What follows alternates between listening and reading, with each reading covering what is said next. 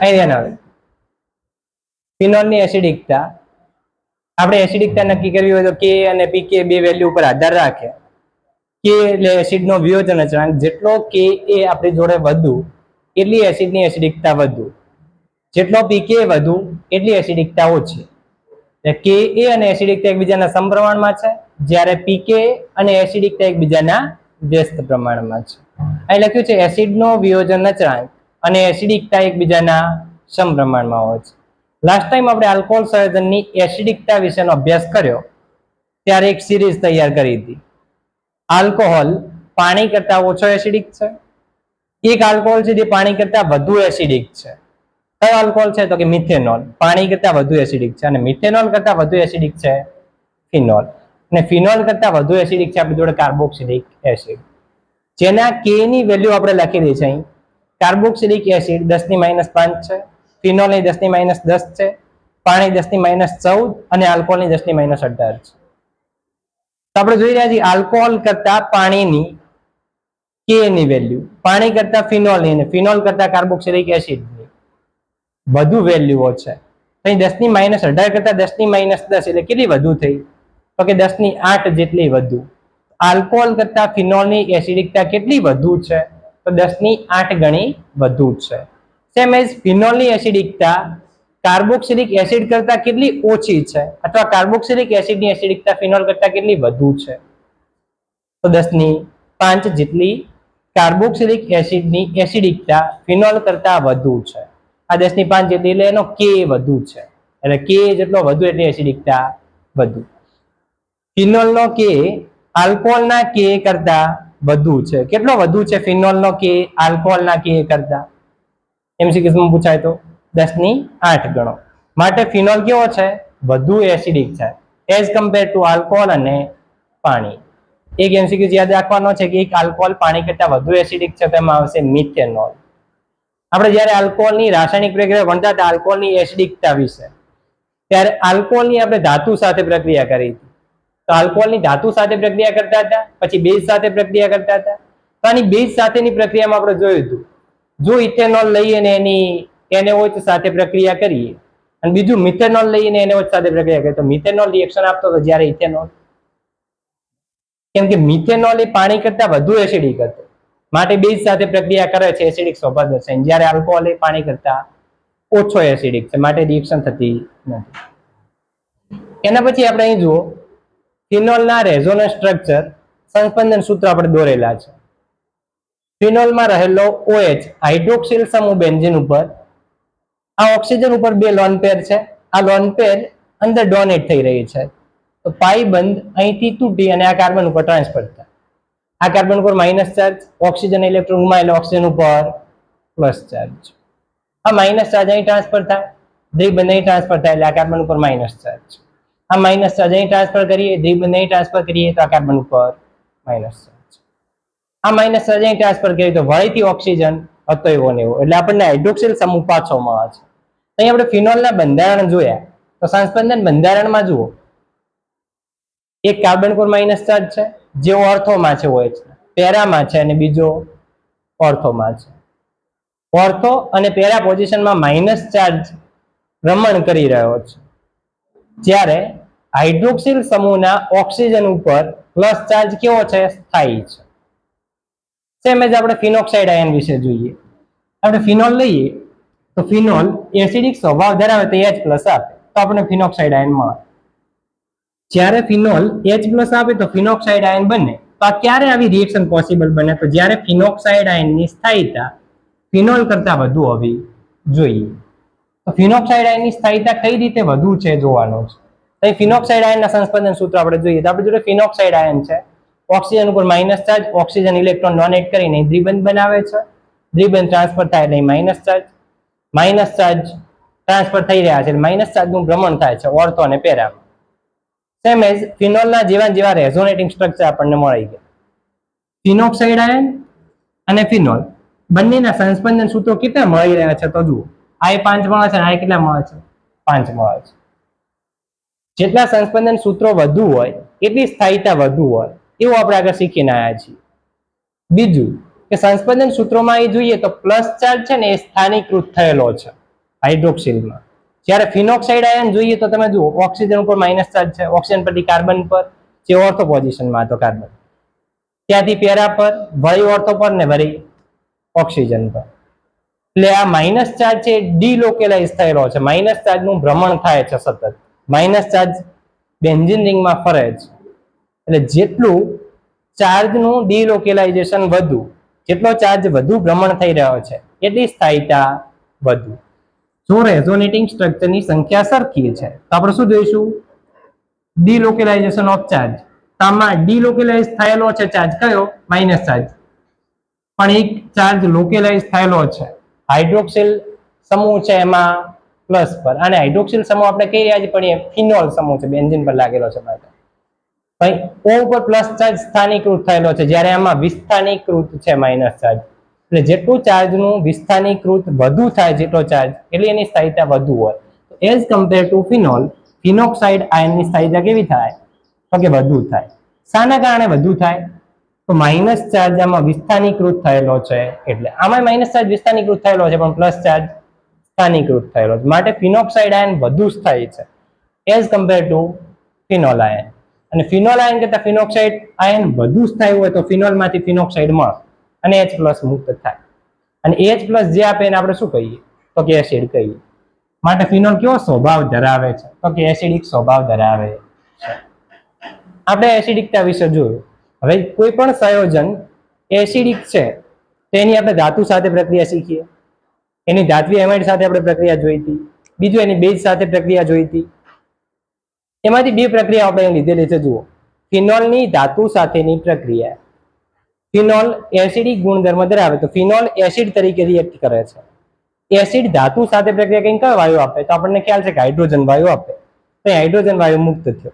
અહીં 2 મોલ એને સાથે પ્રક્રિયા કરીએ, 2 મોલ આપણે ફિનોલ લીધા છે.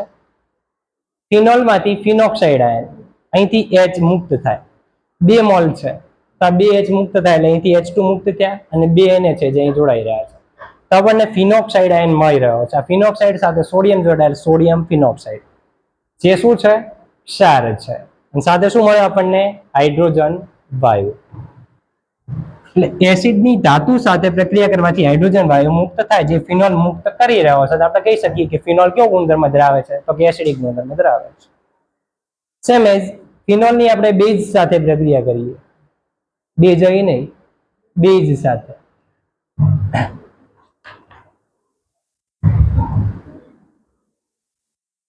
આ ફિનોલની બેઝ સાથે પ્રક્રિયા કરીએ તો ફિનોલ છે એ જુઓ, સોડિયમ હાઇડ્રોક્સાઇડ સાથે પ્રક્રિયા કરીને સોડિયમ ફિનોક્સાઇડ ને પાણી આપે છે. તો એસિડ વત્તા બેઝ, ક્ષાર વત્તા પાણી, એવી નિપજ મળે.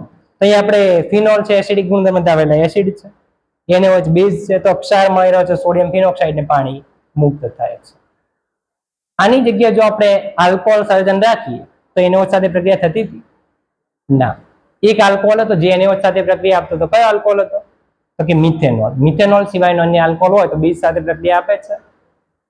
રિએક્શન આપતો નથી. એટલે ફિનોલ પાણી કરતા વધુ એસિડિક છે માટે પ્રક્રિયા આપે છે, જ્યારે આલ્કોહોલ પાણી કરતા ઓછો એસિડિક છે જે બેઝ સાથે પ્રક્રિયા કરતો નથી. ક્લિયર આટલે સુધી બધાને? લખો.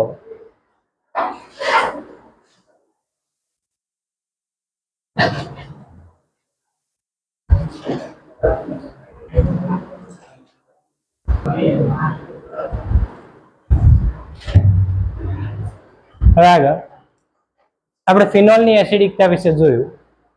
હવે જો ફિનોલ પર કોઈ વિસ્થાપક લાગેલો હોય તો ફિનોલની એસિડિકતા કેવી હોય? તો અહીં લખ્યું છે વિસ્થાપિત ફિનોલની એસિડિકતા. તો અહીં ફિનોલ છે અને ફિનોલ ઉપર એક વિસ્થાપક લગાવ્યો છે જે ઓર્થો સ્થાનમાં છે. અહીં ફિનોલના ઓર્થો સ્થાનમાં એક વિસ્થાપક લગાવ્યો છે. જો ફિનોલ ઉપર -I કે -M અસર ધરાવતા વિસ્થાપકો લાગેલા હોય તો એની એસિડિકતામાં શું થાય? અને જો ફિનોલ સાથે +M કે +I અસર ધરાવતા વિસ્થાપકો હોય તો એની એસિડિકતામાં શું થાય આપણે જોવાનું છે.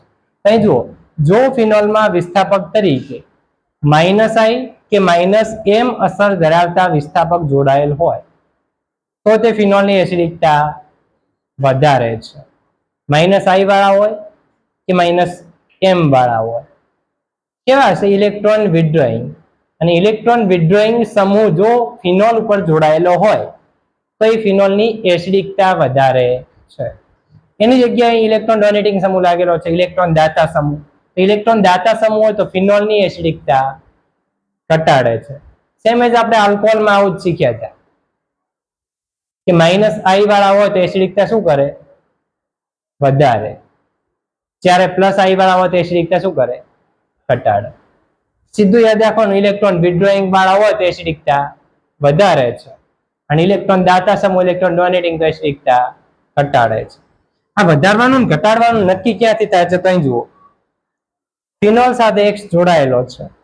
જો આ જોડાયેલો X સમૂહ ઇલેક્ટ્રોન વિથડ્રોઈંગ એટલે કે ઇલેક્ટ્રોન આકર્ષક સમૂહ છે તો ફિનોલ એસિડ તરીકે ક્યારે વર્તે? જ્યારે H ગુમાવે.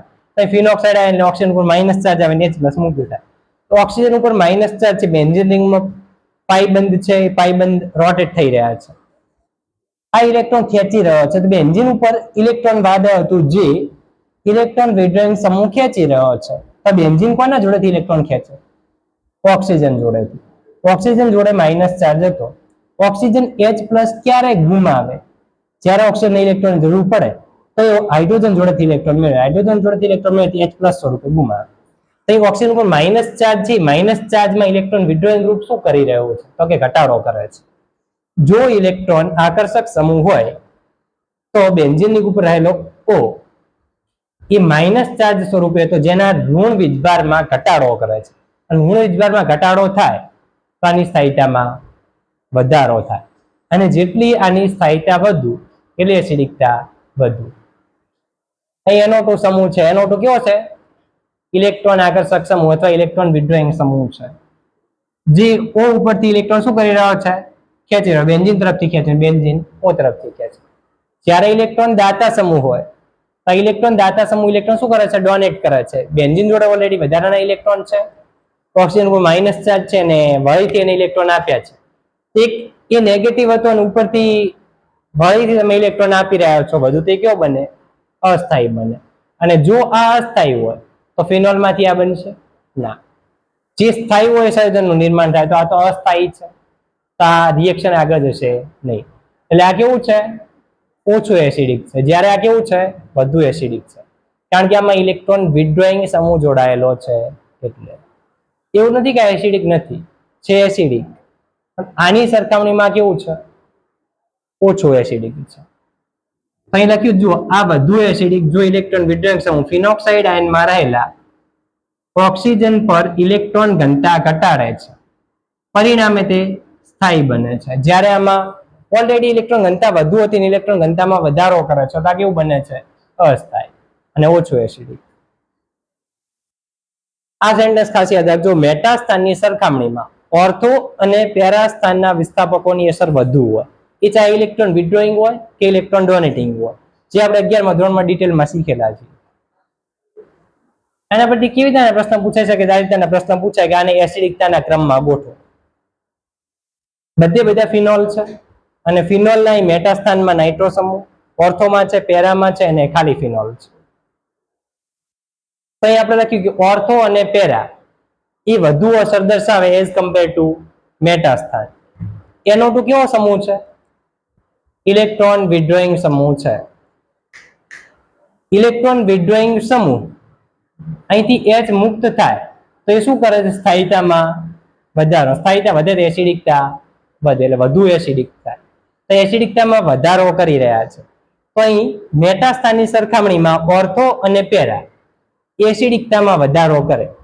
ઓર્થોની વધારે કે પેરાની વધારે એ ચેક કરવું પડે કે એસિડિકતા કોની વધારે છે. આપણે એસિડિકતાના ક્રમમાં ગોઠવવા છે. અહીં આપણે ઓર્થો વાળાનું બંધારણ દોર્યું છે. જુઓ, OH N ડ્યુઅલ બંધ O માઇનસ. અહીં ફિનોલના OH અને નાઇટ્રોના ઓક્સિજન વચ્ચે હાઇડ્રોજન બંધ બને છે અને હાઇડ્રોજન બંધ બનવાના કારણે આ H પ્લસ સરળતાથી ગુમાવતું નથી. આ H પ્લસ સરળતાથી ન ગુમાવે તો આ ઓછું એસિડિક. જ્યારે અહીં પેરામાં આની આ હાઇડ્રોજન અને ઓક્સિજન વચ્ચે કોઈ હાઇડ્રોજન બંધ બને નહીં, તો આ ઇઝીલી H પ્લસ ગુમાવી શકે. આ ઇઝીલી H પ્લસ ગુમાવતા એની એસિડિકતા સૌથી કેવી થાય? વધુ. તો સી વાળાની એસિડિકતા સૌથી વધુ, એના પછી બી વાળાની, એના પછી એ વાળાની. કેમ કે આમાં વિડ્રોઈંગ સમૂહ લાગેલો છે અને આમાં કોઈ વિડ્રોઈંગ સમૂહ નથી, તો છેલ્લે શું આવે? Phenol.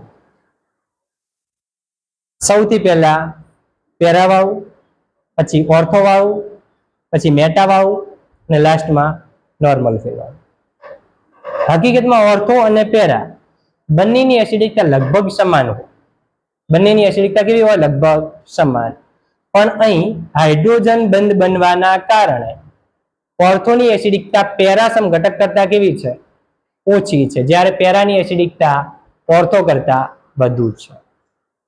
Same as electron donating સમૂહ લગાવ્યો છે, તો મેટાની સરખામણીમાં ઓર્થો અને પેરા વાળા વધુ ઇફેક્ટિવ છે.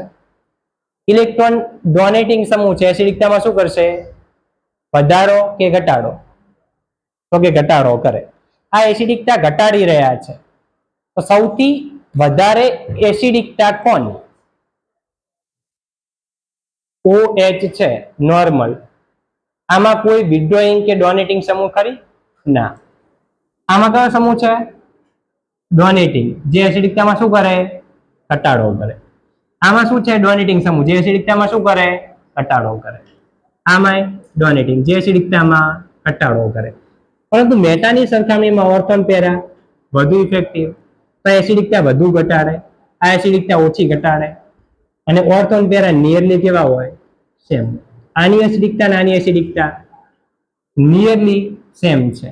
એની સરખામણીમાં આની એસિડિકતા થોડીક વધુ છે અને એની સરખામણીમાં એની એસિડિકતા વધુ છે. આ વધુ સ્થાયી બનશે, H+ સરળતાથી આપશે, જ્યારે આ H+ સરળતાથી આપશે ના. આ H+ સરળતાથી આપશે ના. આ આપશે તો કે ના. આની એસિડિકતા સૌથી વધુ, એના પછી આની, એના પછી આ બંનેની નિયરલી સેમ છે. આટલું સુધી ક્લિયર બધા? ઓકે, લખી નાખ.